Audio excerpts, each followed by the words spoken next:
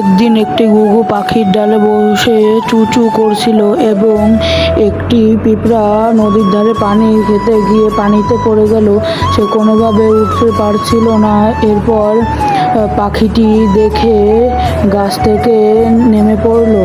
এরপর পাখিটি উড়তে উড়তে গিয়ে একটি কচু পাতা নিয়ে আসলো পিঁপড়ার জন্য। পিঁপড়াকে দিয়ে বলল, বন্ধু তুমি উঠে এসো।